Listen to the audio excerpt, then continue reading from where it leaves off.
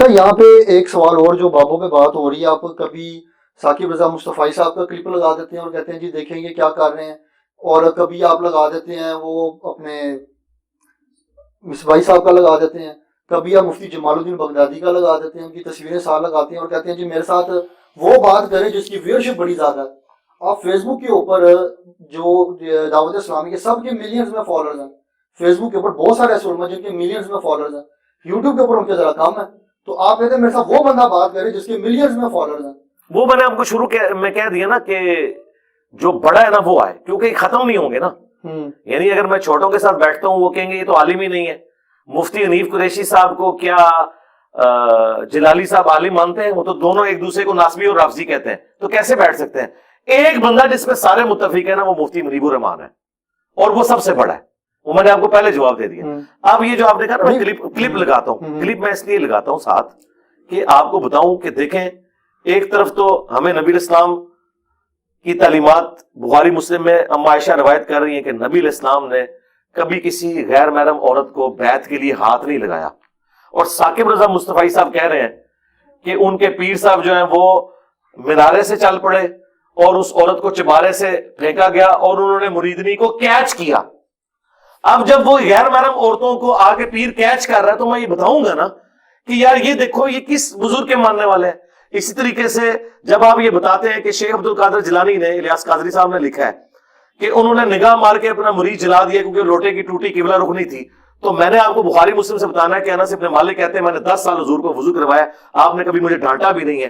آپ کے پیر آپ کا دعویٰ ہے کہ رسول اللہ کے طریقے پہ وہ تو مرید جلا دیتے ہیں، اس مرید نے تو پوری زندگی آپ کی مریدنی اس لیے بنایا تھا، وہ مریدگی کی تھی کہ اس کا خاتمہ ایمان پہ ہو، خاتمہ پیر کے ہاتھوں ہی ہو گیا۔ اور کہتے ہیں نہیں پھر انہوں نے لوٹے کی طرف دیکھا، لوٹا بھی سیدھا ہو گیا، پہلے ہی لوٹا سیدھا ہو گیا۔ تو اڈا پیر ہے زمانے جو ہوتا میں 302 کٹانی سی ہوتے کہ انہیں بندہ مارے بغیر کسی وجہ سے، یہ کوئی وجہ ہے کہ آپ بندہ مار دیں؟ تو جب آپ یہ کام کرتے ہیں تو ہم تو بتائیں گے نا یار یہ دین کون سا پیش کر رہے ہیں۔ اور پھر وہ آپ کے وہ جو پیر مصباحی صاحب، پیر مفتی جمال الدین بغدادی، ان کو تو چھوڑ دیں، ان کو تو عالم بھی نہیں یہ لوگ مانتے ہیں۔ مصباحی صاحب وہ کہتے ہیں میں اپنے رب سے توفیق مانگ رہا ہوں کہ انشاءاللہ میں نے اس کا رد ضرور کرنا ہے۔ میں ان کو 3 سال سے کہہ رہا ہوں کہ چلیں یار آپ ذرا درویش آدمی ہیں، آپ کی مجھے گفتگو کا انداز بڑا پسند ہے، اگرچہ آپ نے مجھے گالیاں بھی دی ہیں، تو چلیں آپ آ جائیں۔ توفیق جیل میں انہوں نے کل بھی آنا ہے جلسے میں، 3-4 بار جلسے میں آ چکے ہیں، میرا ذکر تک نہیں کرتے ہیں۔ میں تو کہتا ہوں ذکر کریں اور میری باتوں کا جواب دیں۔ انہوں نے کہا کہ تو بھی بتا کیمرے کے سامنے بازید کیا ہے، میں بھی بتاؤں گا۔ تو میں نے تو بتا دیا ہے کہ بازید کہتا تھا کہ میرا جھنڈا رسول اللہ سے بڑا ہوگا۔